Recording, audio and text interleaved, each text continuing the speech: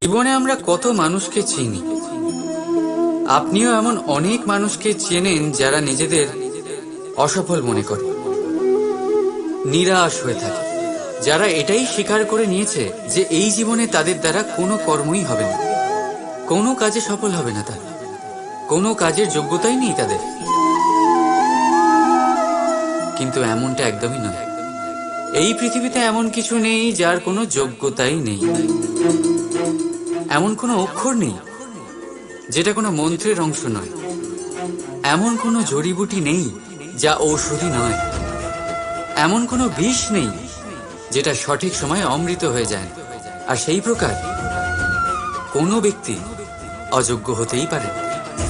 তাকে অযোগ্য করে তোলে তার চিন্তাধারা। এই জন্য আত্মবিশ্লেষণ করুন। নিজের আত্মাকে নিজেই চিনতে পারবেন। নিজের অন্তরাত্মাকে জাগ্রত করুন। আপনি দেখতে পাবেন এই পৃথিবীর ভিত তৈরি হয় আশা দিয়ে। সেই পৃথিবীতে নিরাশা, হতাশা আর হারের মতো শব্দগুলির কোনো অস্তিত্বই নেই। রাধা রাধা। আমি আপনাদের বলেছিলাম যে সংসারের সব থেকে বড় অস্ত্র আর সব থেকে বড় সম্বল হলো বন্ধুত্ব। কিন্তু এই বন্ধুত্ব কেমন হওয়া উচিত? বন্ধুত্ব হওয়া উচিত দুধে মেশানো জলের মতো। কিভাবে? দুধে যখন জল মেশানো হয় তখন সেই জল নিজেই দুধে পরিণত হয়। এবার ভাবুন, দুধের সাথে বন্ধুত্ব করে জলের গুরুত্ব কেমন বেড়ে গেল। তবে এখানেই কিন্তু এই গল্পের শেষ নয়। যখন দুধকে গরম করা হয় তখন জল নিজের বন্ধুত্ব পালন করে। জল নিজে আগে সেটার তাপ নেয়, নিজের অস্তিত্বকে বাষ্পে রূপান্তরিত করে আর দুধকে বাঁচিয়ে নেয়। আর তারপর জল বাষ্প হয়ে গেলে দুধ ফুটতে থাকে। সে পাত্র থেকে বেরিয়ে উপচে পড়ে। আর শান্ত তখনই হয় যখন তাতে আবার জল মেশানো হয়। অর্থাৎ বন্ধুত্ব সেটাই যা বন্ধুর অস্তিত্বকে বিস্তার করে। বন্ধুত্ব সেটাই যা বন্ধুর জন্য নিজের অস্তিত্ব জ্বালিয়ে দেয়। বন্ধুত্ব সেটাই যাতে সুখ আর দুঃখ দুটোই বন্ধুত্বের সাথে যুক্ত। তাহলে এমন বন্ধুত্ব করো যার সামনে কুবেরের ধনও কম পড়ে যায়। রাধা রাধা। ভুল আর মানুষ, এই দুইয়ের সম্পর্ক অবিচ্ছেদ্য।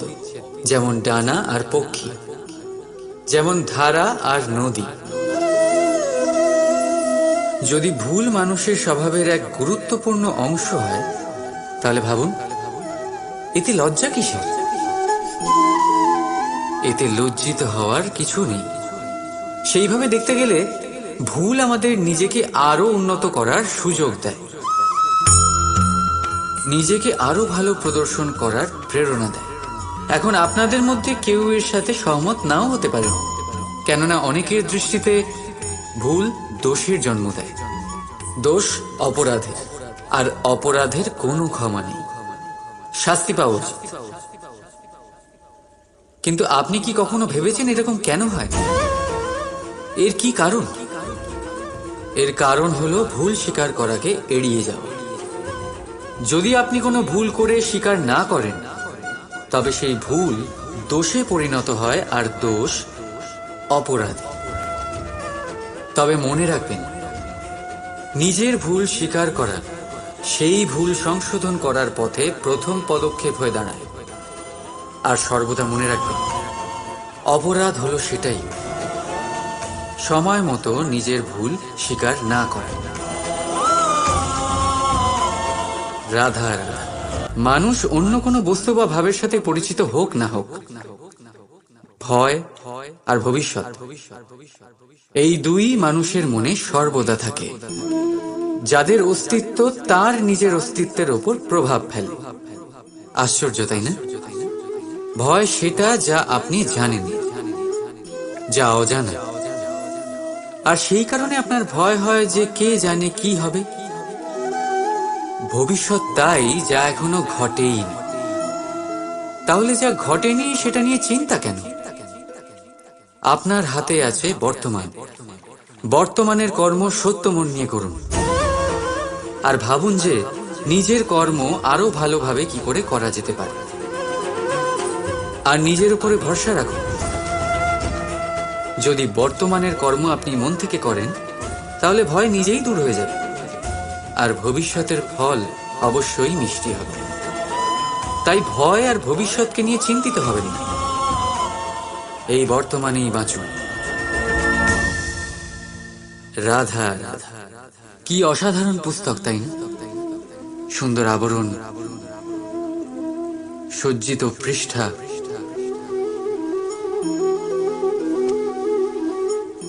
কিন্তু একে কি সত্যি অসাধারণ পুস্তক বলে গণ্য করা যায়? এটাতে যা লেখা আছে তা কি সত্য, প্রেরণাদায়ী, আমাদের জন্য মূল্যবান? কি করে নিশ্চিত হওয়া যায় এই বিষয়ে? এবার আপনারা বলবেন, এ তো সহজ ব্যাপার। আবরণ দেখে পুস্তকের গুণ বিচার করা যায় না। তার জন্য আপনাকে সেটা পড়তে হবে, সেটা বুঝতে হবে, সময় দিতে হবে, তাই না? একদম ঠিক ভাবছেন আপনারা। আশ্চর্য বিষয় হলো এইটাই, একটা পুস্তকের ব্যাপারে আপনারা এই সব কিছু জানেন, কিন্তু কোনো ব্যক্তির ব্যাপারে আপনারা এইসব কথা নিয়ে একদম ভাবেন না। ব্যক্তির মূল্যায়ন তার বস্ত্র দিয়ে, তার শারীরিক রূপ দিয়ে বা তার সৌন্দর্য দিয়ে করা যায় না। তার জন্য আপনাকে সেই ব্যক্তির মন পড়তে হবে, বুঝতে হবে, তাকে সময় দিতে হবে। কিন্তু আমরা কি করি? গঠন, রং আর সৌন্দর্য দেখে আকৃষ্ট হয়ে যাই, সেটাকে প্রেম ভেবে বসি। আর প্রত্যেক দিন কাউকে না কাউকে এটা বলতে শোনা যায় যে তার প্রেম কাহিনী সফল হলো, সে প্রতারিত হয়েছে। কিন্তু এতে দোষ আর কারণ নয়, স্বয়ং আপনার। আপনি সেই ব্যক্তিকে সময় দেন, আপনি সেই ব্যক্তির বিচারধারা পরখ করেন। প্রেম কিছু মুহূর্তে তৈরি হওয়া রন্ধন নয়, এর স্বাদ আস্বাদন করার জন্য আপনাকে জীবনভর সময় দিতে হবে। তাহলে সময় দিন, একে অপরের রূপকে নয়, আত্মাকে চিনুন, আর অতি অবশ্যই মন প্রসন্ন হয়ে বলে উঠবে, রাধা রাধা। মানুষের ভাবনা সংসারে সবচেয়ে গভীর, বা বলতে পারেন সবচেয়ে কঠিন ভাব। কখন কি ঘটে যাওয়ার পরে এই মন কি ভেবে বসবে, এটা বলা অসম্ভব। আর আমাদের এই ভাবনা অনেক সময় আমাদের মনে হীন চিন্তা নিয়ে আসে। আমরা সবসময় আমাদের ওপরের শ্রেণীর লোকেদের লক্ষ্য করি, তাদের জীবনের বিশ্লেষণ করি, আর তারপর নিজেকে হীন মনে করি। ও কত ধনশালী, ও কত বলশালী, আর আমার কাছে তো কিছুই নেই, আমি নিঃস্ব, আমি হীন, এই সংসারের জন্য আমি কিছুই নই। মনে হয় না এরকম? কিন্তু আসলে তা নয়। আপনার কাছেও অনেক কিছু আছে, পরখ করে দেখে নিন। অতি ক্ষুধার্ত মানুষ যদি এক মুঠো ভাত পেয়ে যায়, তা যতই অন্যের কাছে ক্ষুদ্র অন্নের দানা হোক, তার কাছে তা ভোজের থেকে কোনো অংশে কম নয়। তাই যখনই মনে হীন চিন্তার উদ্রেক হবে, আপনজনদের দিকে তাকান, তাদের কথা ভাবুন। আপনার বিশ্বাস হয়ে যাবে, আপনি যতই মনে করেন এই সংসারের জন্য আপনি কিছুই নন, কিছু মানুষের জন্য আপনি গোটা সংসার সমান। তাই যা আপনার সংসার, তাতেই সুখী থাকতে শিখুন। রাধা রাধা।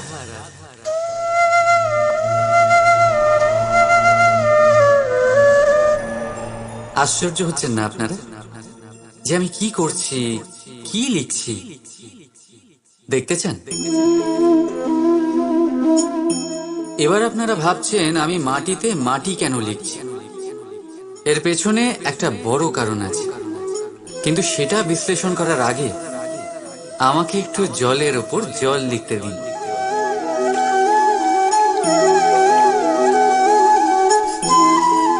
কি হলো? যেটা আমি লিখলাম সেটা দেখা যাচ্ছে না কেন? তাহলে এবার শুনুন আপনাদের প্রথম প্রশ্নের উত্তর। মাটিতে মাটি লেখা যতটা সরল, ঠিক ততটাই কঠিন জলের ওপর জল লেখা। সম্পর্কও ঠিক এমনই হয়। তৈরি করার সময় মাটিতে মাটি লেখার মতো সরল, আর পালন করার সময় জলের ওপর জল লেখার মতো কঠিন। এবার প্রশ্ন এটাই হলো, জলের ওপর জল কি করে লেখা যায়?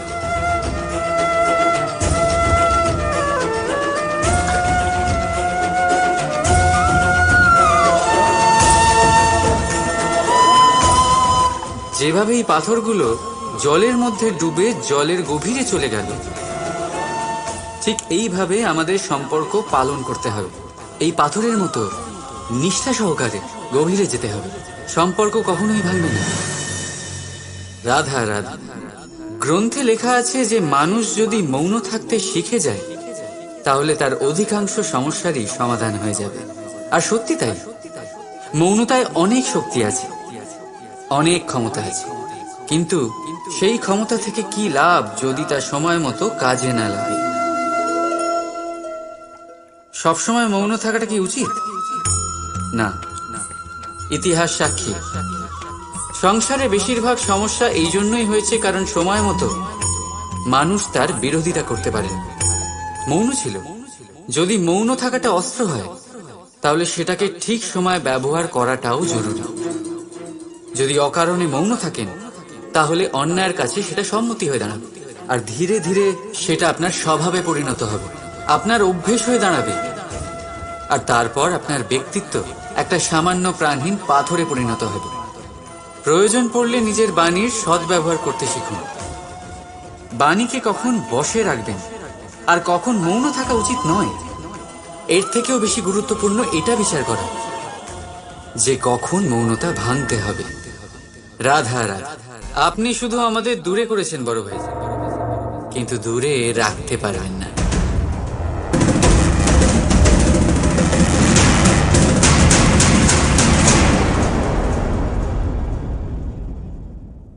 জীবনে আমরা কত মানুষকে চিনি।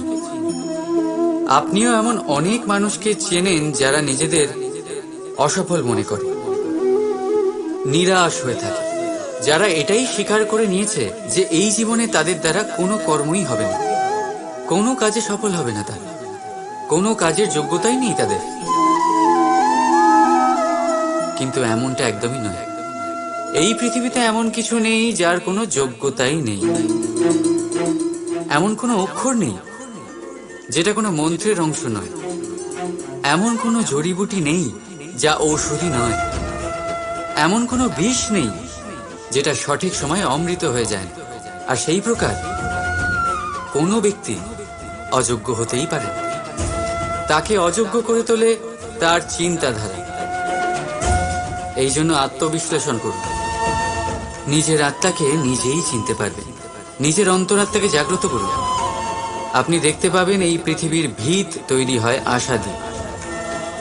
সেই পৃথিবীতে নিরাশা, হতাশা আর হারের মতো শব্দগুলির কোনো অস্তিত্বই নেই। রাধা রাধা। यदा यदा हि धर्मस्य ग्लानिर्भवति भारत अभ्युत्थानं अधर्मस्य तदात्मानं सृजाम्यहम्। যখন যখন পৃথিবীতে পাপ বাড়ে, ধর্মের হানি হয়, তখন তখন আমি আসি। এটা তো আপনারা সবাই জানেন, কিন্তু এটা কখনো ভেবে দেখেছেন যে কেন আমি এই মর্তলোকের প্রাণী হিসেবেই অবতীর্ণ হই? কেন আমি মানুষ রূপে আপনাদের মাঝেই থাকি?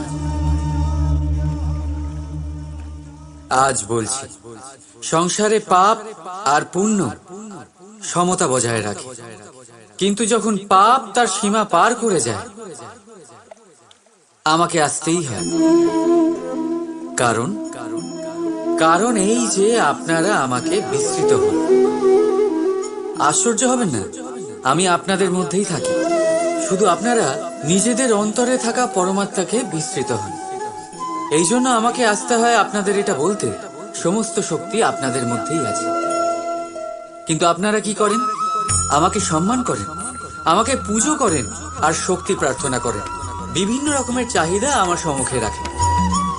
আমার আপনার শ্রদ্ধায় কোনো আপত্তি নেই। আমার আপত্তি আছে সেই ভাবনায় যা আপনাকে দুর্বল করে দেয়।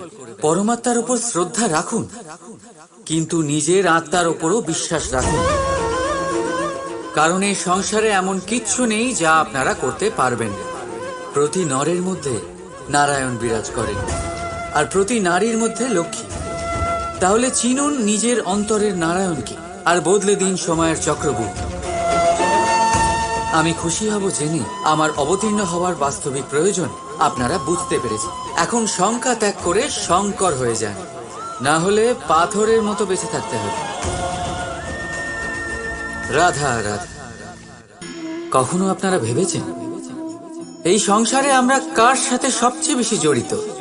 আপনারা কেউ বলবেন মাতা পিতা, কেউ বলবেন মিত্র, কেউ বলবেন স্ত্রী, আর কেউ বলবেন সন্তান।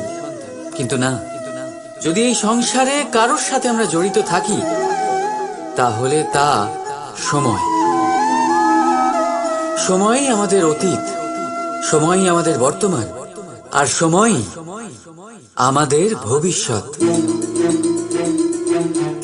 আর আমরা কি করি?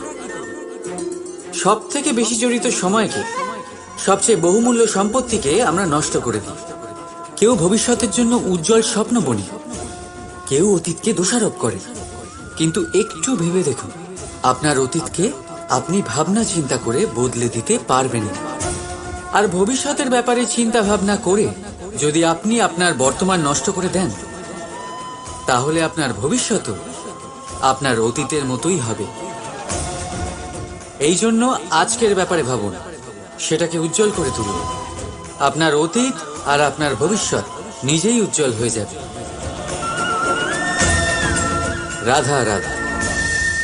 অনেক সময়ই আপনার বয়োজ্যেষ্ঠরা বলেছেন যে এই সংসার দুঃখে ভরা, আর ঈশ্বর ভক্তি সেই দুঃখকে দূর করার পথ। কিন্তু ভেবে দেখুন, যদি এই সংসার দুঃখের সাগর হতো, নিয়তি কি আপনাকে এখানে জন্মগ্রহণ করাতো? ঈশ্বর কি এখানে অবতার রূপে আসতেন? যখন সমস্যাকে আমরা বশে আনতে পারি না, তখন আমরা দোষারোপ করি এই সংসারকে, এখানকার মানুষকে। ভাবি ভালো হতো এখানে জন্মগ্রহণ না করে। একজন চাষি এক অনুর্বর জমিতে চাষ করেন, আর নিজের পরিশ্রম দিয়ে সেই জমিকে করে তোলেন সুজলা সুফলা। একজন দর্জি, যার কাছে একটা সামান্য কাপড় আসে, নিজের পরিশ্রম দিয়ে সেটাকে একটা সুন্দর পোশাকে পরিণত করেন। আপনিও পরিশ্রম করুন। এটা গুরুত্বপূর্ণ নয় আপনি সংসারের কোন স্তরে এসেছেন, এটা গুরুত্বপূর্ণ নয় আপনি এখানে কি করে এসেছেন। যদি গুরুত্বপূর্ণ কিছু থাকে, তা হলো সংসার ছেড়ে যাওয়ার সময় আপনি এই সংসারকে কিরকম রেখে গেলেন। তাহলে এই ভেবে বাঁচুন যে কারোর জন্য যা নরক, তাকে তার কাছে স্বর্গ করে তুলতে পারলে আপনার জীবন আর আপনার সংসার দুই ধন্য হয়ে যাবে। রাধা রাধা। আমাদের সবার কখনো না কখনো তো ক্রোধের উদ্রেক হয়, আর তা তো হবেই। আমরা মানুষ, এই ভাবের সাথে আমরা জড়িত। কিন্তু এই ক্রোধ কেন হয় ভেবেছেন কখনো আপনারা? এই ক্রোধ তখনই হয় যখন কোনো কিছু আমাদের মনোপুত হয় না। যেমন কেউ আমাদের কথা না শুনলে, বা যদি আমাদের পরাজিত হতে হয়। কিন্তু এই সব পরিস্থিতির ভিত্তি একটাই, যে কোনো কোনো সময় কোনো কোনো জায়গায় আমরা দুর্বল। ক্রোধ জন্ম নেয় আমাদের দুর্বলতা থেকে, আর তারপর সেটা আমাদের সব থেকে বড় দুর্বলতা হয়ে দাঁড়ায়। আর যদি এই ক্রোধকে বশ না করা যায়, তাহলে ভ্রম জন্ম নেয়। আর যদি এই ভ্রমকে বশে না আনা যায়, তাহলে বিবেক চঞ্চল হয়ে ওঠে। আর এই চাঞ্চল্যকে বশ না করতে পারলে ব্যক্তির তর্ক শক্তি নষ্ট হয়ে যায়, ভাবনা চিন্তা করার ক্ষমতা শূন্য হয়ে যায়, আর তখন সেই ব্যক্তির পতন ঘটে। তাই জন্য নিজের ক্রোধকে বশে রাখুন, আর নিজের মনকে শান্ত হতে বলুন। রাধা রাধা। আমরা নিজেদের সম্পর্কের সাথে বাঁচি, উৎসব পালন করি, খেলা করি, আহার করি, আনন্দ করি। কিন্তু যখন কোনো প্রিয়জন আমাদের থেকে দূরে সরে যায়, এই সংসার ছেড়ে চলে যায়, তখন আমরা দুর্বল হয়ে পড়ি, সর্বদা দুঃখে থাকি। এটা কি হওয়া উচিত? এই প্রকৃতিকে দেখুন, বৃক্ষ পাতার ঝরে যাওয়ার শোক পালন করে না, সে নতুন পাতা জন্মাবার আহ্বান করে। গতকাল আপনি কারো স্থানে এসেছিলেন, আর আগামীকাল আপনার স্থানেও অবশ্যই কেউ আসবে, কারণ এটাই পরিবর্তন, এটাই প্রকৃতির নিয়ম। এতে শোক কিসে? যা গেছে সেটার শোক পালন না করে যা পাবেন অথবা যা আপনার কাছে আছে সেটা উপভোগ করুন। রাধা রাধা। আমাদের কাছে প্রতিনিয়ত বহু মানুষ আসেন, কাউকে আমরা সময় দিই, আবার কাউকে আমরা তিরস্কার করি। কিন্তু তিরস্কার কখনোই করা উচিত নয়। যে কোনো ব্যক্তির আপনার কাছে আসার তিনটি প্রধান কারণ হতে পারে: ভাব, অভাব আর প্রভাব। যদি আপনার কাছে কেউ প্রেম ভাব নিয়ে আসে, তবে তাকে প্রেম দিন, সম্মান দিন। যদি কেউ আপনার কাছে অভাবে আসে, তবে তার প্রয়োজন বুঝুন, আর যথাসম্ভব আপনি তার সাহায্য করুন। আর যদি কেউ আপনার কাছে প্রভাবের জন্য আসে, তাহলেও তাকে উচিত সম্মান দিন। এটা অত্যন্ত ভাগ্যের ব্যাপার যে কেউ আপনার প্রভাবে আছে। কিন্তু তিরস্কার কখনো করবেন না। তিরস্কার জন্ম দেয় কুণ্ঠাকে, আর কুণ্ঠা যে কাউকে আপনার শত্রু বানিয়ে দিতে পারে। এই জন্য বন্ধুত্ব করুন, আনন্দে থাকুন, আর আমার সাথে বলুন রাধা রাধা।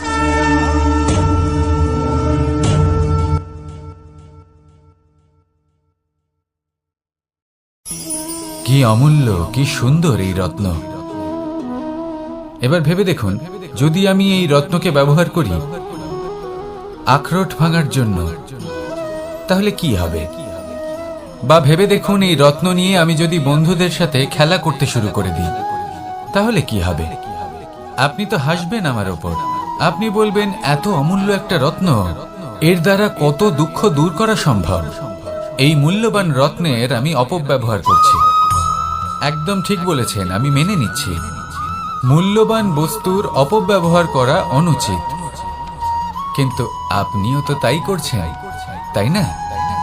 ভেবে দেখুন, মানুষ এই সংসারের সর্বশ্রেষ্ঠ প্রাণী, আর মানুষের এই শরীর সব থেকে মূল্যবান রত্ন। এবার এর সাথে আপনি কি করছেন? অপব্যবহার করছেন না, নিজের স্বাস্থ্যের যত্ন নিচ্ছেন না, আপনি অনুচিত পথে চলছেন, শুধুমাত্র ধন অর্জন করার জন্য পাপ কাজ করছেন। কি না করছেন? এটা অপব্যবহার নয়? ভেবে দেখুন, আমরা এই মানব শরীরের সাথে কি করতে পারি। যদি এর আমরা সদ্ব্যবহার করি, তাহলে অনন্ত পুণ্য অর্জন করতে পারি, যার দ্বারা শুধুই নিজেকে নয়, বরং আমাদের আশেপাশের সকলকে সন্তোষ প্রদান করতে পারি। তাই সংকল্প নিন, এটাই যে মানব শরীরের আমি সদ্ব্যবহার করব, পুণ্যের পথে চলব, সকলের মঙ্গলের জন্য, সকলের প্রসন্নতার জন্য। এই কর্ম করুন, এই পথে চলতে থাকুন। এই মন সন্তোষ বোধের সাথে বলবে রাধা রাধা।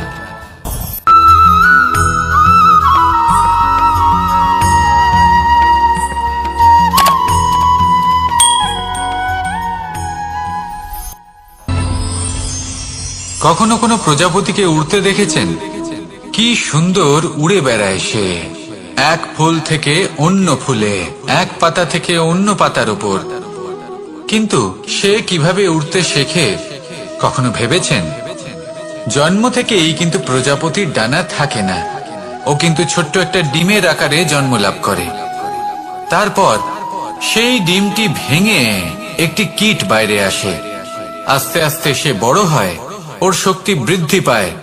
তারপর সে সেই কীট দশা ত্যাগ করে নিজের ডানাগুলি মেলে।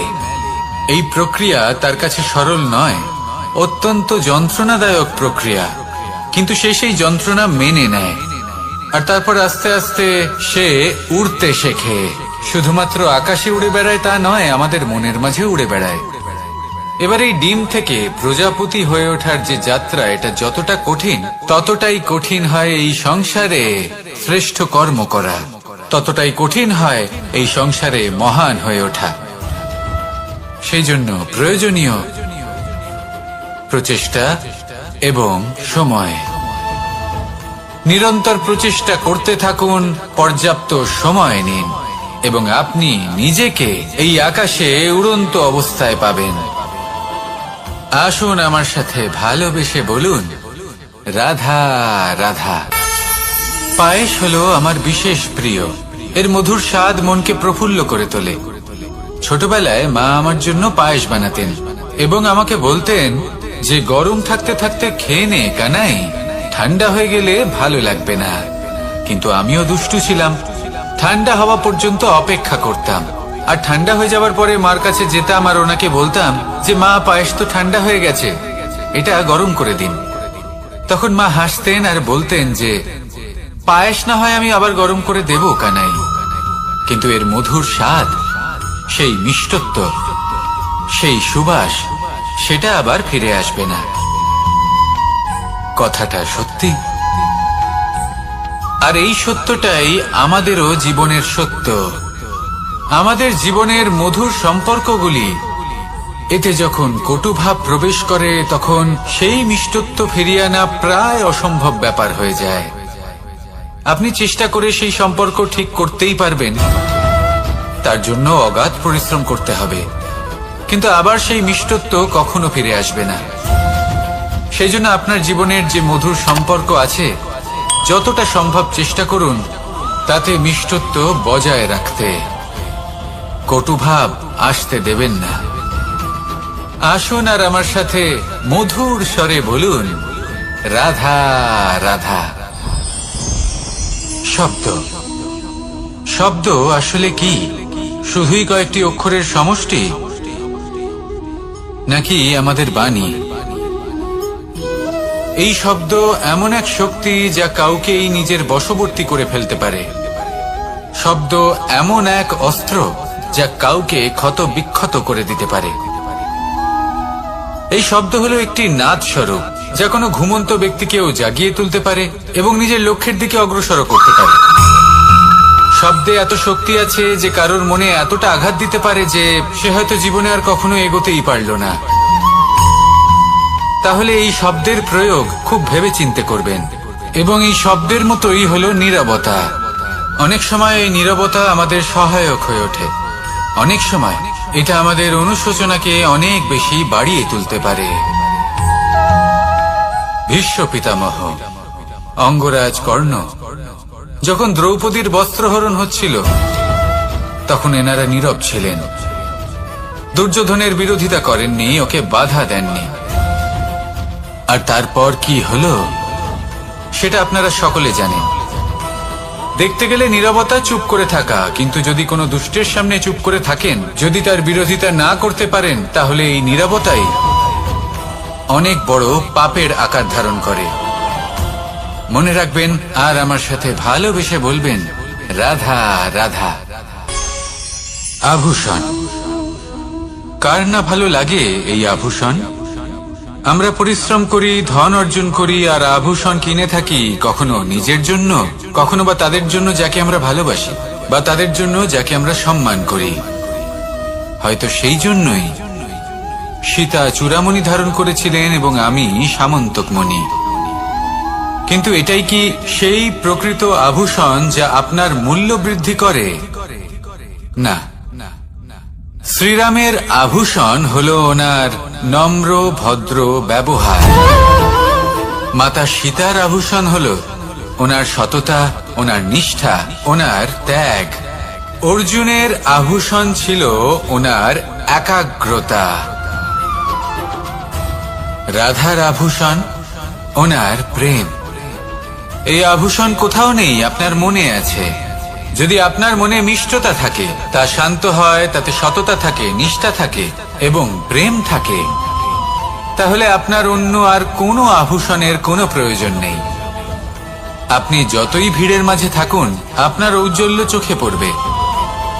আসুন আর আমার সাথে ভালোবেসে বলুন, রাধা রাধা। এই সংসারের সব থেকে বড় সত্যি হলো জন্ম এবং মৃত্যু, কিন্তু আরো বড় একটা সত্য আছে, মিত্র এবং শত্রু, যা আমাদের সকলের জীবনে থাকে। মিত্র সে যে আমাদের সঙ্গ দেয় এবং সংসারের সব থেকে উঁচু শিখরে আমাদের নিয়ে যায়, এবং শত্রু সে যে যে কোনো মুহূর্তে যে কোনো শিখর থেকে আমাদের নিচে ফেলে দিতে পারে। এবার বিচিত্র ব্যাপার হলো এটাই যে আমরা নিজেরাই এদের সাথে নিয়ে চলি, নিজেরাই এদের পালন করি। তা কি করে? প্রথমে বুঝুন এই মিত্র এবং শত্রু কারা। আপনার নিজের মন, আর কেউ নয়। এই মনই হলো মিত্র যখন তাতে ভারসাম্য বজায় থাকে, তা নিয়ন্ত্রিত থাকে, তা পবিত্র হয়। কিন্তু যদি এই মন অনিয়ন্ত্রিত হয়ে পড়ে, যদি আপনাকে সে নিয়ন্ত্রণ করতে শুরু করে, তখন সেই আপনার সব থেকে বড় শত্রু হয়। সেই জন্য এই মনের ওপর নিয়ন্ত্রণ রাখতে শিখুন, এতে ভারসাম্য বজায় রাখতে শিখুন। তাহলে আপনি এমন এক বন্ধুকে পাবেন যে আপনাকে এই সংসারের শিখরে পৌঁছে দেবে। আসুন আমার সাথে ভালোবেসে বলুন, রাধা রাধা। ঈশ্বর আসলে কে? সংসারের বেশিরভাগ মানুষের কাছে ঈশ্বর হলেন এই সংসারের রচয়িতা, পালনকর্তা। কারোর কাছে উনি জ্ঞাতা, কারোর কাছে উনি হলেন আস্থার প্রতীক, আবার কারোর জন্য শুধুমাত্র অন্ধ বিশ্বাস। কিন্তু এই ঈশ্বর কি কোনো শরীর, নাকি একটা বোধ, নাকি শুধুই শ্রদ্ধা? ঈশ্বর হলেন তিনি যিনি হলেন আপনার ইষ্ট। সেই জন্যই তো গুরু, মাতা, পিতা এনাদেরও ঈশ্বরই বলা হয়েছে। যাদেরকে আমরা ঈশ্বর বলে মনে করি, যারা আমাদের ইষ্ট, তারা আমাদের একটি পথ দেখান, একটি দিকে চালিত করেন। সেই পথে চলে আপনি শুভ কর্ম করতে পারেন। আর যখন কোনো ব্যক্তি তার ঈশ্বরের আদেশ পালন করেন, তখন সে নিজে থেকেই শুভ পথে অগ্রসর হয়ে যান। বেশ কয়েকজন মানুষ ঈশ্বরের ওপর আস্থা রাখেন এবং ভাবেন যে অনুচিত কোনো কাজ করা উচিত নয়, ঈশ্বর দেখছেন। ওনারা ভয় পান যে কোনো অনুচিত কর্ম করলে কে জানে তার পরিণাম কি হবে। এমন অনেক ব্যক্তি রয়েছেন যারা ঈশ্বরকে বিশ্বাস করেন এবং জানেন যে ঈশ্বর তাদেরকে দেখছেন, তাই যে যে শুভ কর্ম ওনারা করেছেন তার ফল তারা অবশ্যই পাবেন। এবার আপনি ভয় পেয়ে ঈশ্বরকে বিশ্বাস করবেন, নাকি বিশ্বাসের দ্বারা ঈশ্বরকে বিশ্বাস করবেন, সেই সিদ্ধান্ত আপনারই। কিন্তু হ্যাঁ, যদি আপনার মনে ঈশ্বরের জন্য কোনো স্থান থাকে, যদি আপনার কোনো ইষ্ট থাকেন, যদি আপনি কাউকে ঈশ্বর মনে করেন, যার প্রত্যেক আদেশ আপনি পালন করে থাকেন, তাহলে বলি, ঈশ্বর কখনো আপনাকে অনুচিত পথে চালিত করবেন না। আসুন আমার সাথে ভালোবেসে বলুন, রাধা রাধা। এই সংসারে ভিন্ন ভিন্ন ধরনের গাছ আছে, অসংখ্য ধরনের প্রজাতি আছে। কিছু গাছ পাতা দিয়ে থাকে, কিছু ফুল, কিছু ফল। কেউ ছায়া প্রদান করে, কেউ শীতলতা প্রদান করে, কেউ নিজেকে খুব কষ্ট দিয়ে এই সংসারের বিকাশে সহায়ক হয়ে ওঠে। কিন্তু এই সবার মধ্যে একটা বিষয় কিন্তু সমান, এরা প্রত্যেকেই পাতা ছাড়া, ফুল ছাড়া, ফল ছাড়া জীবিত থাকতেই পারে, কিন্তু কোনো বৃক্ষই শিকড় ছাড়া বেঁচে থাকতেই পারে না। এটাই হলো রাধার। ঠিক সেইভাবেই আমাদের জীবনে শক্তি হোক, ধন হোক বা সাফল্য হোক, আমাদের বা আমাদের পরিবারের প্রসন্নতাই হোক, এই সব কিছুর আধার হলো, সবকিছুর মূল হলো পরিশ্রম। তাই জীবনে চিরকাল পরিশ্রম করতে থাকুন। যদি আপনি জীবনে মহান হবার পথে অগ্রসর হতে চান, তাহলে পরিশ্রম করুন। এই পরিশ্রম দ্বারাই নিজের পরিবারকে প্রসন্ন করুন, নিজের বন্ধুদের প্রসন্ন করুন, এই সমাজকে গর্বিত করুন। আসুন আমার সাথে ভালোবেসে বলুন, রাধা রাধা। এই সংসারের সব থেকে বড় রোগ কোনটা? কেউ বলবে মানসিক রোগ, কেউ কেউ বলবে সেই রোগ যা সর্পদংশনের ফলে হয়ে থাকে। এই সংসারে ভিন্ন ভিন্ন ধরনের রোগ আছে এবং তার সাথে ভিন্ন ভিন্ন ধরনের যন্ত্রণাও রয়েছে। এমন একটা রোগ আছে যা চোখে দেখা যায় না, যা আপনার শরীরে কোনো দাগ রেখে যায় না, কিন্তু আপনার আত্মাকে পর্যন্ত ক্ষত বিক্ষত করে, অসুস্থ করে তোলে, বিনাশ করে দেয় আপনাকে এবং তার সাথে আপনার আত্মাকেও। এই অসুখের নাম হলো লালসা। লালসা, যে কর্ম সাধন করেছেন তার থেকে বেশি ফল লাভ করার আশা। লালসা, যা আজ আছে তার থেকে অনেক বেশি লাভ করার ইচ্ছে। এই ইচ্ছে এই সংসারে সবার থেকে এগিয়ে থাকার আপনাকে প্রেরণা যোগাবে, কিন্তু তার জন্য আপনাকে অপরাধযোগ্য কাজ করতে উৎসাহিত করবে। আপনার বন্ধু, আপনার আত্মীয়, আপনার পরিবার, এই সবার থেকে আপনি কখন দূরে চলে যাবেন আপনি বুঝতেই পারবেন না। উচিত অনুচিত কোনটা, ধর্ম অধর্ম কোনটা, সব ভুলে যাবেন আপনি। সেই জন্য মনে রাখবেন, নিজের জীবনে যদি আপনি লালসার থেকে নিজেকে দূরে রাখতে পারেন, তাহলে এর অর্থ হলো যে আপনি এই সংসারের সব থেকে বড় অসুখের ওপর বিজয় লাভ করেছেন। আসুন আমার সাথে ভালোবেসে বলুন, রাধা রাধা। এই সাগর কত বিশাল আকার, কখনো শান্ত কখনো উত্তাল, কিন্তু এই সাগরকে এত মহান কে করে তুলল? জল।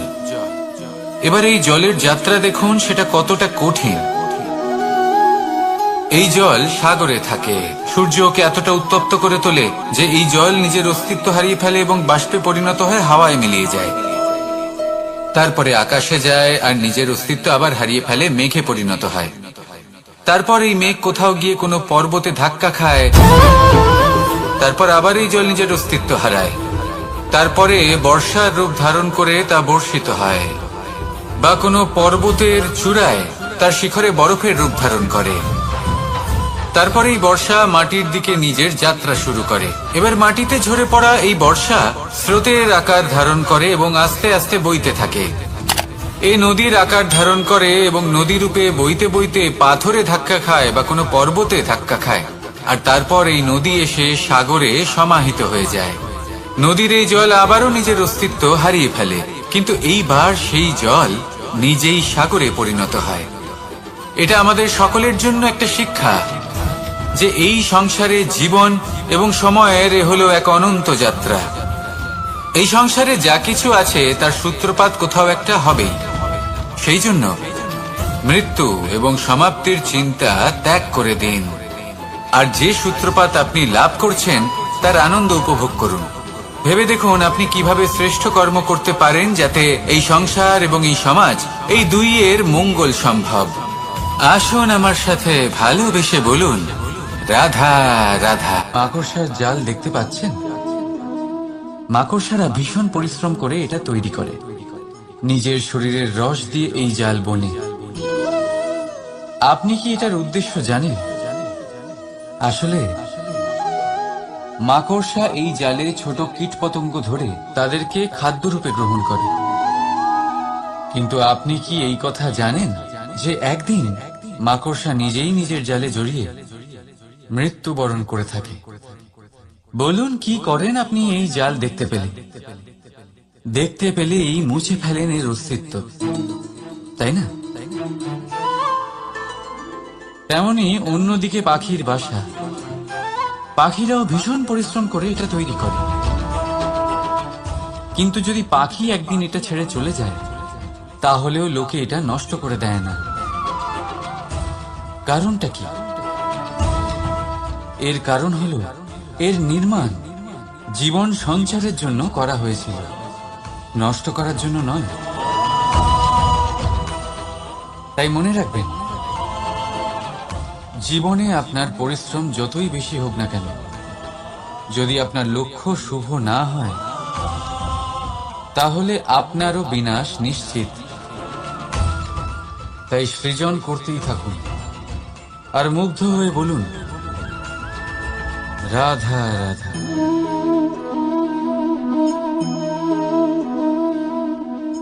আপনার কি মনে হয় আমি কি করছি? আপনি বলবেন আমি প্রদীপ জ্বালাচ্ছি, সঠিক। কিন্তু প্রশ্ন হচ্ছে যে আমি কি আপনাকে বলেছি যে একে প্রদীপ বলা হয়? না। এই প্রদীপ কি নিজেই নিজের পরিচয় আপনাকে দিয়েছে? না। তাহলে আপনি কি করে জানলেন যে একে প্রদীপ বলা হয়? উত্তর হচ্ছে, পড়বে যে লোকে আপনাকে প্রদীপ ভেবে ভালোবাসবে নাকি সাপ ভেবে ভীত হয়ে থাকবে। রাধা রাধা। সময় কত বিচিত্র হয়। সময় আমাদের পক্ষে থাকলে আমরা নিজেদের রাজা মনে করে নিই, আর সেই সময় যদি বিপক্ষে চলে যায় তাহলে নিঃস্ব হতে সময় লাগে না। তাই মানুষের একটা অভ্যেস আছে, খারাপ সময়ের জন্য কিছু সঞ্চয় করা। আত্মীয়, বন্ধু খারাপ সময়ে পাশ থেকে সরে যায়। যশ, মান প্রতিকূল সময় চিরস্থায়ী হয় না। তাই মানুষ মনে করে অর্থ সঞ্চয় করাই শ্রেয়। অর্থের কোনো হৃদয় নেই যা সময়ের সাথে পরিবর্তিত হবে। সংসার বলে সর্বদা অর্থ সঞ্চয় করতে থাকুন। খারাপ সময়ে অবশ্যই কাজে লাগবে, কিন্তু আমি বলবো শুভ কর্ম করতে থাকুন, আনন্দে থাকুন, নিজের ওপর আর ঈশ্বরের ওপরে বিশ্বাস রাখুন। খারাপ সময় কখনো আসবেই না। রাধা রাধা। প্রকৃতি মানুষকে এক বিশেষ শক্তি দিয়েছে, অন্য জীবের থেকে বেশি শক্তি দিয়েছে। স্মরণ শক্তি। এই শক্তি মানুষকে অন্য জীবের থেকে ভিন্ন করে, ইতিহাস রচনা করার প্রেরণা দেয়, জ্ঞানকে বংশানুক্রমে এগিয়েও নিয়ে যায়। আর যারা ভুলে যান, অধিকাংশ সময় তারা উপহাস আর দয়ার পাত্র হয়ে যান। কিন্তু এটাই কি প্রকৃত রূপে সত্য? না। এই স্মরণ শক্তি মানুষের বিকাশে সব থেকে বড় বাধা হয়ে দাঁড়ায়। তার মনকে দূষিত করে দেয়। খারাপ অভিজ্ঞতা, কারোর করা বিশ্বাসঘাতকতা, কারোর কটাক্ষ বেশিরভাগ মানুষই ভুলতে পারেন না। রাধা রাধা। মানুষ নিজের পরিবারের জন্য কত কিছুই না করে, দিন রাত পরিশ্রম করতে থাকে যাতে তার পরিবারের প্রয়োজন পূরণের জন্য অর্থ রোজগার করতে পারে। কিন্তু শুধু অর্থ রোজগার করাটাই কি যথেষ্ট? আপনি বলবেন হ্যাঁ, নিশ্চয়ই।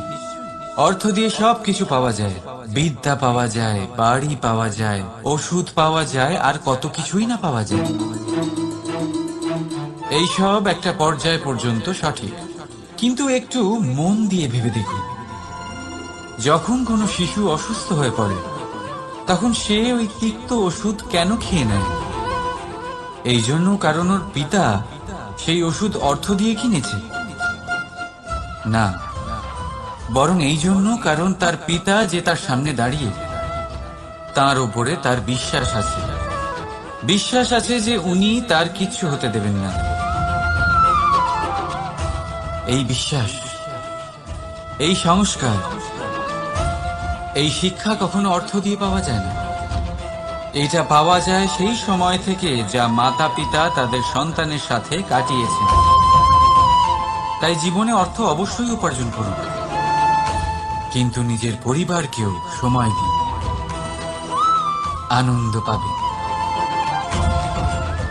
রাধা রাধা। বিরোধিতা এমন এক শব্দ যা শুনে আমরা সবাই ভয় পেতে থাকি। যদি কেউ আমাদের বিরোধিতা করে তা আমাদের সহ্য হয় না। আমরাও কারোর বিরোধিতা করে কোনো শত্রুতা করতে চাই না। এই ধরনের ভাবনা আমাদের মনে আসতেই থাকে।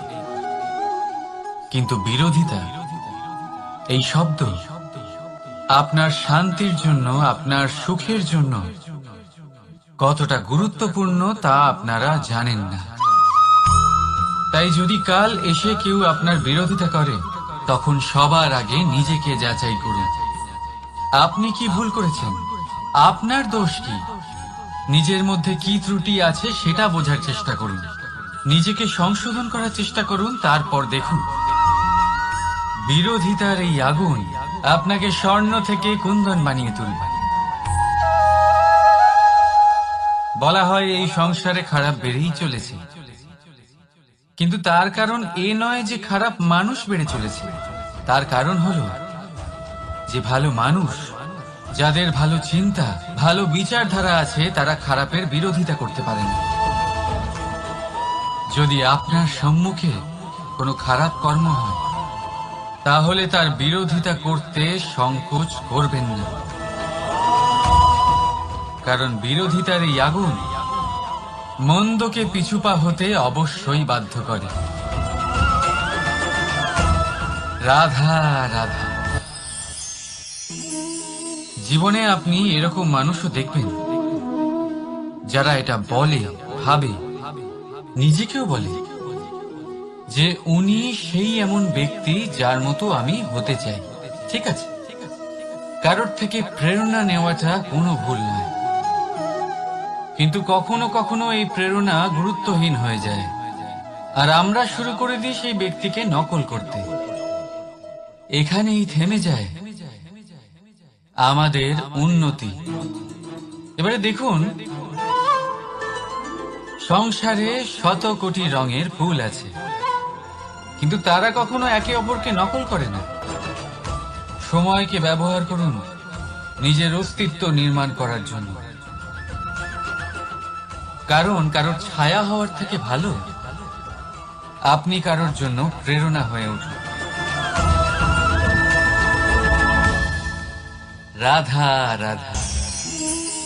আমরা সকলে পাথুরে রাস্তা এড়িয়ে চলি, কারণ এই পথের পাথর আমাদের যাত্রা আরো কঠিন করে তোলে, আমাদের পা আহত করে দেয়। কিন্তু একটা গুরুত্বপূর্ণ কথা আমরা ভুলেই যাই, এই কঠিন পথই না শুধু আমাদেরকে নিজেদের দুর্বলতার সাথে পরিচয় করায়, বরং আমাদের শক্ত হওয়ার প্রেরণাও দিতে থাকে।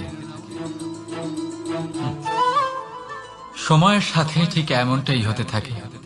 সবাই ভালো সময়ের অপেক্ষা করতে থাকেন, ভালো সময়ের জন্য পরিশ্রম করেন, তার জন্যই চিন্তা করেন, কিন্তু ভুলে যান যে ভালো সময় বহুবার আমাদের বিবেক নষ্ট করে দেয়। সেখানেই খারাপ সময় আমাদের বুদ্ধিকে সঠিক পথে চালিত করে।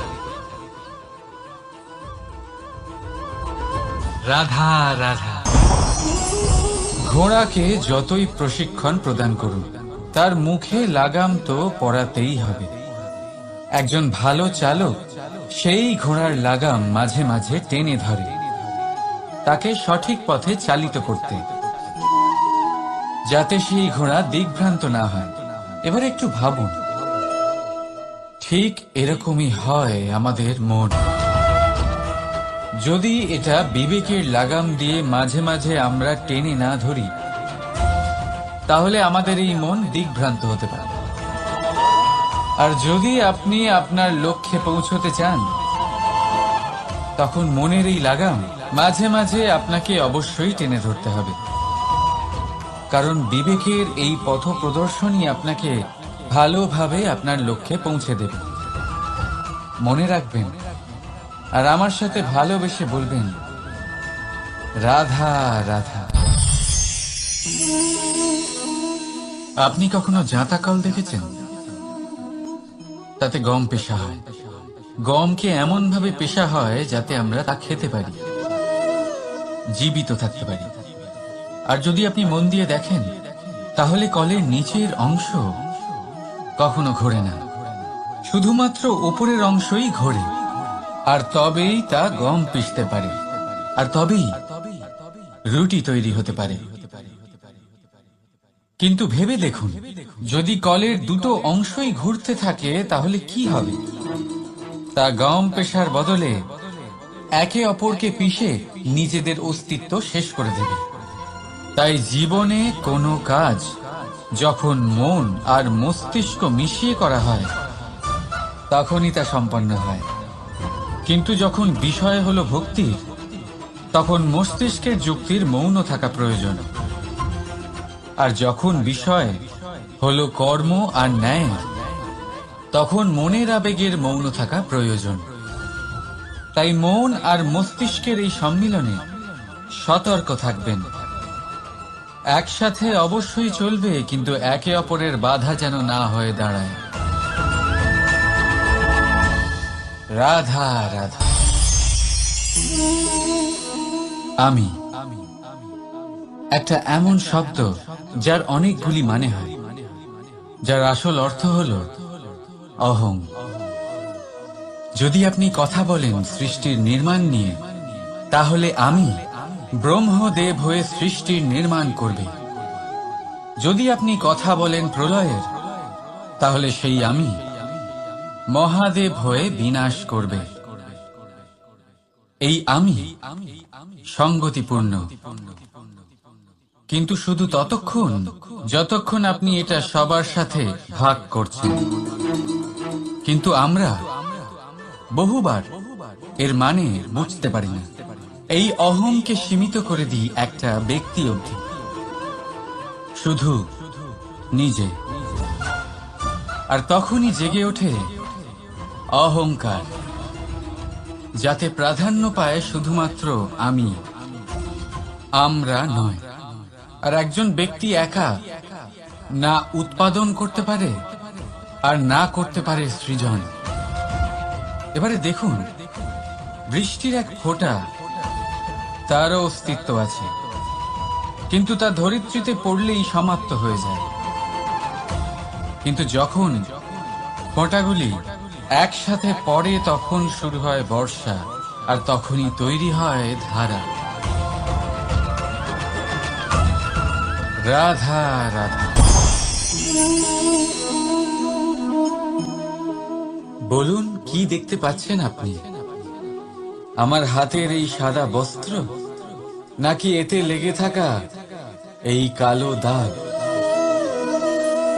এবারে সত্যি কথা বলতে কি, আপনার নজর সবার আগে এই কালো দাগের উপরে গেছে।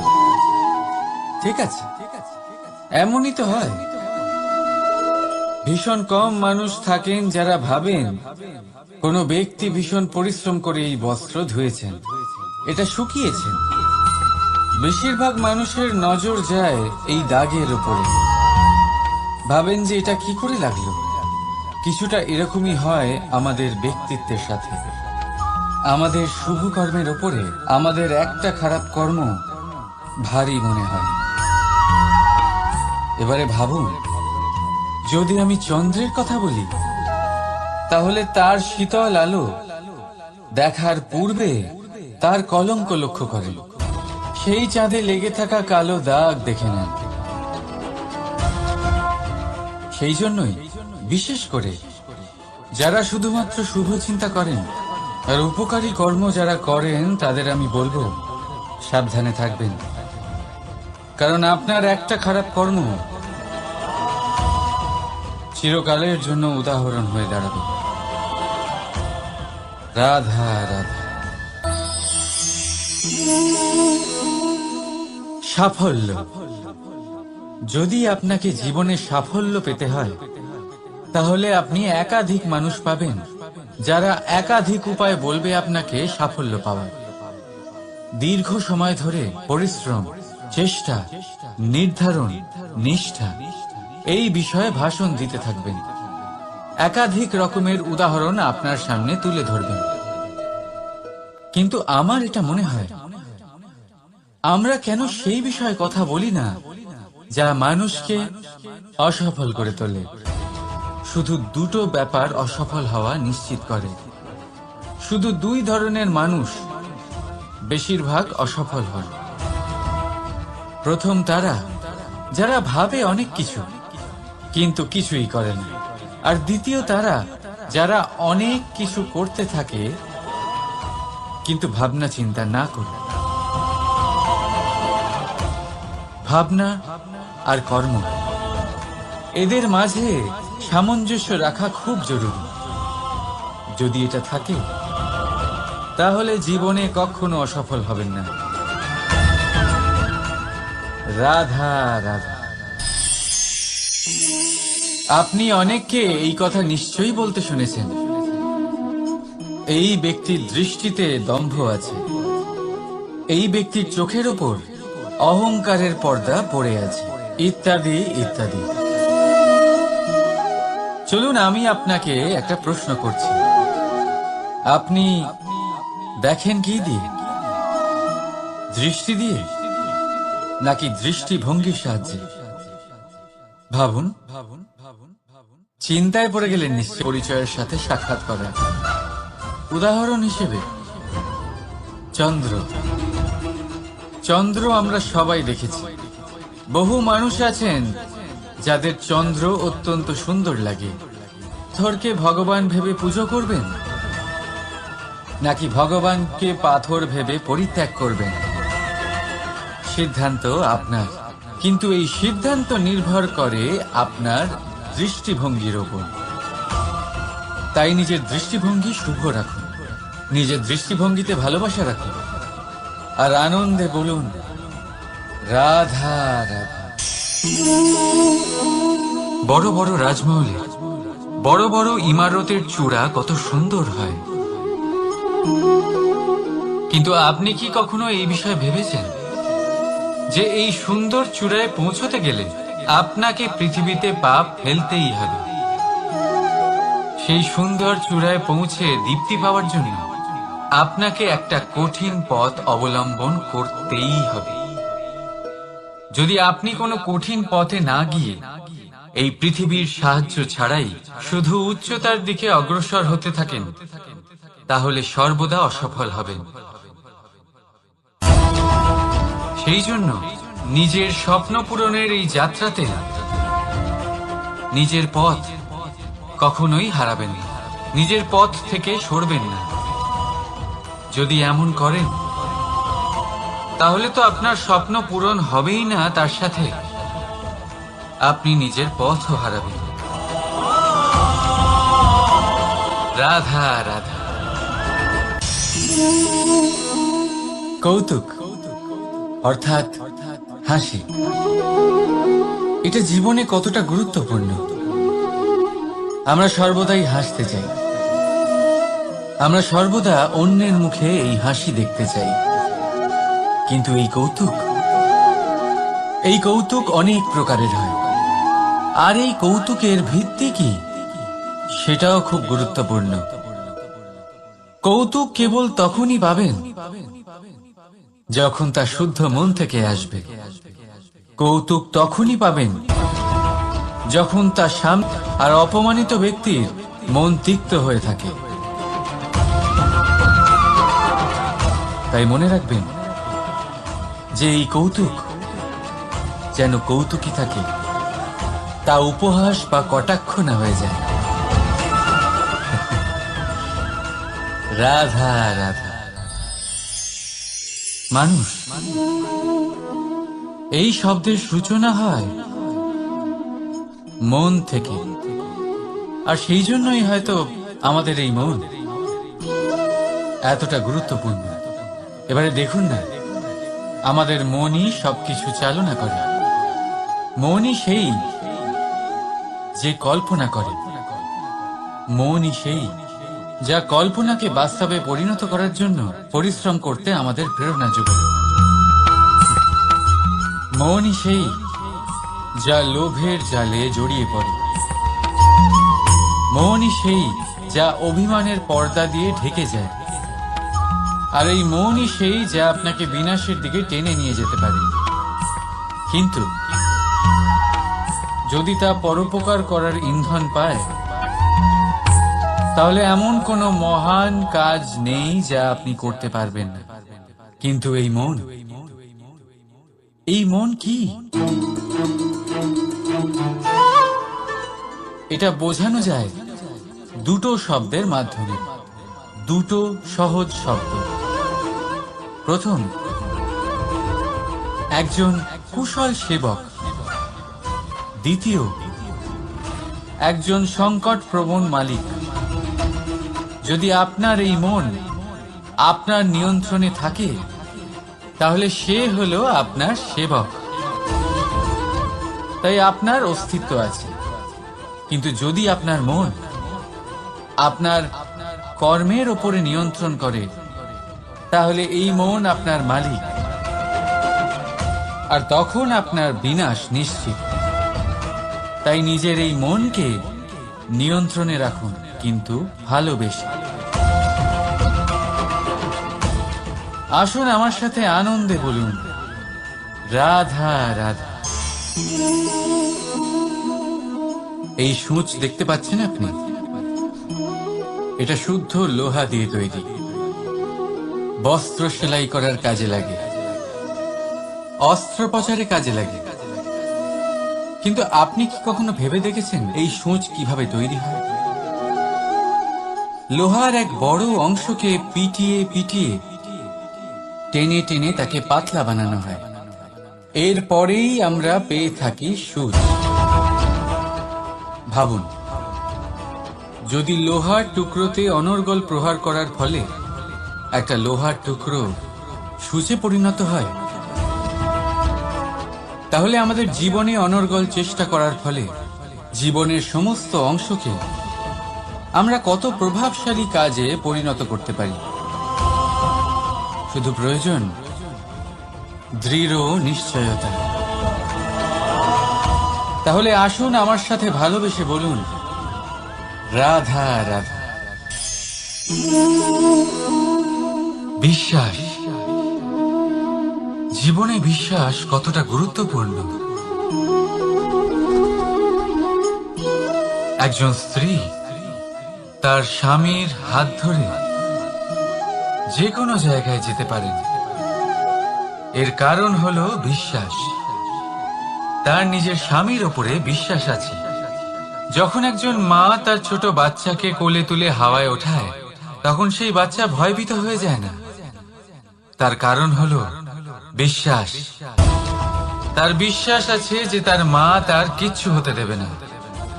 এক বৈদ্যের দেওয়া ঔষধ সন্তান কিছু না বুঝে শুনেই খেয়ে ফেলে। সেই বৈদ্যের জ্ঞানের বিষয়ে তার কোনো ধারণাই থাকে না। শুধু নিজের পিতার উপরে বিশ্বাস আছে যে তার পিতা তাকে খারাপ কিছুই দেবে না। যখন এই সংসারের প্রতিটা বন্ধন বিশ্বাসের উপরে দাঁড়িয়ে আছে, তাহলে কেন এই বিশ্বাসকে আমরা জীবনে আনতে পারি না? আপনি নিজেই দেখুন, এই বিশ্বাস নিজের জীবনে এনে দেখুন, সবকিছু আরো সুন্দর হয়ে যাবে। তাই ভালোবেসে বলুন, রাধা রাধা।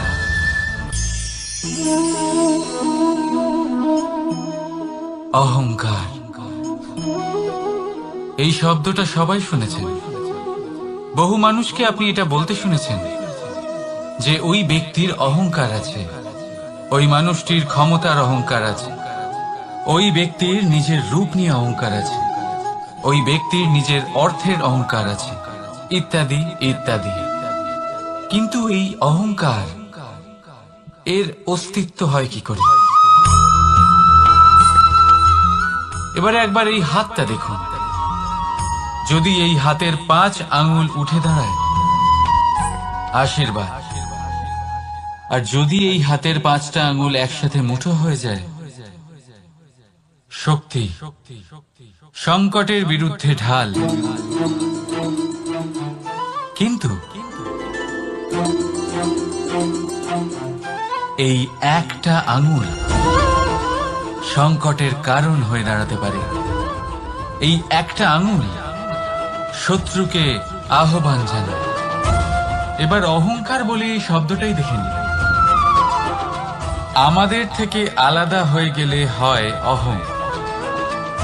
অহং অর্থাৎ ব্যক্তির মনে হয় যে সে আপনদের থেকে, নিজের বন্ধুদের এবং সঙ্গীদের থেকে, নিজের পরিবারের থেকে অনেক উপরে, অনেক শ্রেষ্ঠতর সে। কিন্তু মনে রাখবেন, এই অহংকার কোনো ব্যক্তির অস্তিত্বের বিনাশের প্রথম ধাপ। তাই ঝেড়ে ফেলে দিন এই অহংকারকে আর বিশ্বাস করুন আমাদের ওপর, কারণ তখনই আপনি শান্তি পাবেন। আর সেই শান্তির সাথেই বলে উঠবেন, রাধা রাধা।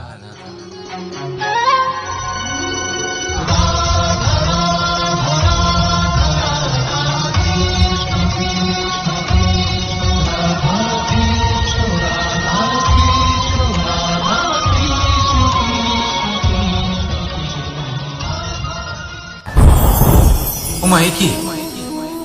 আমি কখন থেকে এখানে অপেক্ষা করছি, হাত পেতে দাঁড়িয়ে রয়েছি যাতে একটা ফল আমার হাতে এসে পড়ে এবং সেটা আমি খেতে পারি। কখন থেকে অপেক্ষা করছি, কিন্তু সেটা হচ্ছেই না। এবার আপনি বলবেন যে এসব কি বলছি, এ কি অদ্ভুত কথা বলছি। যদি ফল খেতে হয় তাহলে আমাকে বৃক্ষে চড়তে হবে, ফলের কাছে পৌঁছতে হবে, তবেই তো ফল পাবো। এবারে এটা অত্যন্ত সহজ ব্যাপার, কিন্তু এই বিষয়টা আপনি নিজের জীবনের প্রসঙ্গে ভেবে দেখুন। লক্ষ্য কোথায় আছে আপনি জানেন, সেই লক্ষ্যে পৌঁছানোর পথ কি সেটাও আপনি জানেন, সেই পথে চলার ক্ষমতাও আপনার রয়েছে, কিন্তু তাও আপনি নিজের লক্ষ্য লাভ করতে পারছেন না। কেন? কারণ আপনি অপেক্ষা করছেন যে লক্ষ্য আপনার সামনে চলে আসবে, কিন্তু তা হয় না। লক্ষ্য সে যাই হোক না কেন, ধন হোক, প্রেম হোক, কোনো সম্মান হোক বা মোক্ষ হোক, যদি আপনি তার দিকে অগ্রসর না হন তাহলে ফল প্রাপ্তি অসম্ভব ব্যাপার, তা কোনোদিনই হবে না। সেই জন্য আপনার চোখের সামনে আপনি যদি নিজের লক্ষ্যকে দেখতে পান তাহলে উঠুন এবং সেই দিকে অগ্রসর হতে শুরু করুন। নিজের অন্তরের সকল অশুভ গুণ দূর করুন, অলসতা ত্যাগ করুন, অজ্ঞানতা ত্যাগ করে দিন এবং চলতে থাকুন। অবশ্যই মনোবাঞ্ছিত ফল লাভ করতে পারবেন।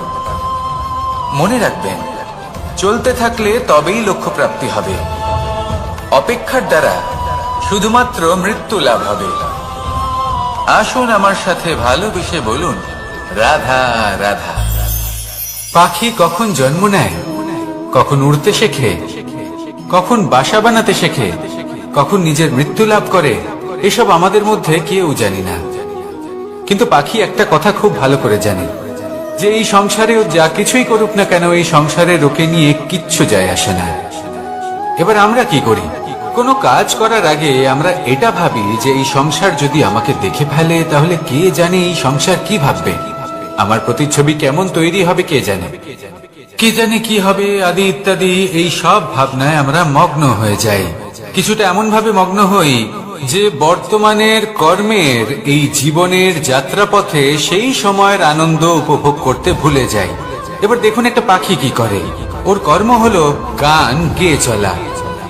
ওই পাখি গেয়ে চলে, কেউ ওর গান শুনুক বা না শুনুক, কেউ আদৌ শুনছে কিনা সেই বিষয়টা নিয়ে সেই পাখির কিছুই যায় আসে না। সেই পাখি নিজের কর্ম করতে থাকে। হয়তো সেই জন্যই আপনি কখনো কোনো পাখিকে কাঁদতে দেখবেন না। এরকমই আপনাকে নিজেকে গড়ে তুলতে হবে। প্রথমে নিজেকে জিজ্ঞেস করুন, এই যে কর্ম আমি করতে চলেছি সেটা কি উচিত? যদি আপনার মনে হয় সেটা উচিত তাহলে সেটা প্রমাণ করুন। এটা ভাববেন না যে এই সংসার কি ভাববে।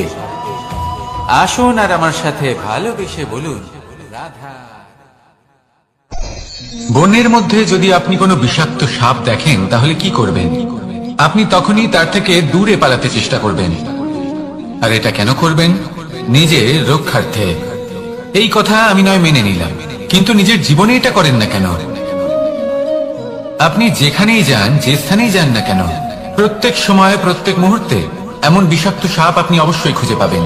আর সেই সাপ নয় যাদের আপনি বনে খুঁজে পাবেন, এরা হলো সেই সাপ যা আপনাকে পাপ করতে বাধ্য করবে। আপনার অন্তরের বাসনা, ক্রোধ, অহংকার, লোভ, ঈর্ষা এদের বৃদ্ধি ঘটাবে। দেখুন, বনের এই সাপ আপনাকে একবার ছেড়ে দিতেও পারে, ছোবল নাও মারতে পারে, কিন্তু এই যে পাপরূপী সাপ আছে তা অবশ্যই ছোবল মারবে।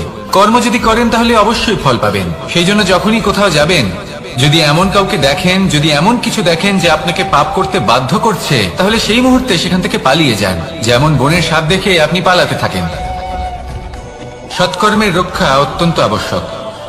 আসুন আর আমার সাথে ভালোবেসে বলুন, রাধা রাধা। যদি কোনো সিংহ বানরের মতো গাছে চড়তে চেষ্টা করে তাহলে কি হবে? একটা মাছ যদি মাটিতে হাঁটতে চেষ্টা করে তাহলে কি হবে? তারা বিফলই হবে। কিন্তু এরকম কেন হয়? তার কারণ হলো প্রকৃতির রচনা কিছুটা এরকম। এখানে প্রত্যেকটি ব্যক্তিকে, প্রত্যেকটি প্রাণীকে আলাদা আলাদা গুণের অধিকারী করা হয়েছে এবং সকলকে একটা সীমাও প্রদান করা হয়েছে। এবার এই যে বৃক্ষ, পশু, পাখি, এদের মধ্যে সেই ক্ষমতাই নেই যে এরা নিজেদের যাচাই করতে পারবে, নিজেদের সীমাগুলো বুঝতে পারবে, নিজেদের সদ্গুণগুলো চিনতে পারবে। এরা সেটা করতে পারবে না। কিন্তু মানুষ তো আলাদা। মানুষের কাছে সেই বিশেষ শক্তি আছে যে তারা পূর্ণরূপে নিজেদের যাচাই করতে পারবে, নিজেকে পূর্ণরূপে বুঝতে পারবে, নিজের দোষ, নিজের অপগুণ, নিজের সদ্গুণ, নিজেদের সীমাগুলো তারা বুঝতে পারবে। আর এটা অত্যন্ত গুরুত্বপূর্ণ। কথায় আছে যে যদি সাফল্য লাভ করতে হয় তাহলে নিজেকে যাচাই করে নিতে হবে। তাই নিজেকে যাচাই করুন, নিজের সাথে পরিচিত হয়ে যান এবং জীবনে কর্ম করতে থাকুন। সাফল্যের শিখরে অবশ্যই পৌঁছে যাবেন। আর ওখানে যদি যান তাহলে এই মন প্রসন্ন হয়ে অবশ্যই বলবে, রাধা রাধা। অন্ধকারাচ্ছন্ন রাত্রি যদি এসে থাকে তাহলে আলোকিত প্রকাশ নিয়ে সূর্যও অবশ্যই আসে। রোগ যদি এসে থাকে তাহলে তার ওষুধও অবশ্যই আসে। সমস্যা যদি আসে তাহলে সেই সমস্যার সমাধানও নিজে থেকেই আমাদের কাছে চলেই আসে।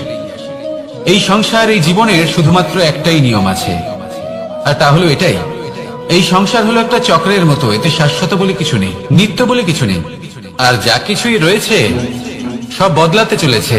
যদি আপনার জীবনে দুঃখ থাকে, সমস্যা থাকে, যদি আপনি বিপদ দ্বারা আচ্ছন্ন, তাহলে মনে রাখবেন সবকিছু বদলে যেতে চলেছে। দুঃখের সময় কাঁদবেন না, মনকে আরো দুঃখী করে তুলবেন না, কারণ এখানে যা কিছুই এসেছে তা যাওয়ার জন্যই এসেছে। তাহলে এত চিন্তা কিসের? আনন্দ সহকারে জীবন যাপন করুন আর আমার সাথে ভালোবেসে বলুন, রাধা রাধা।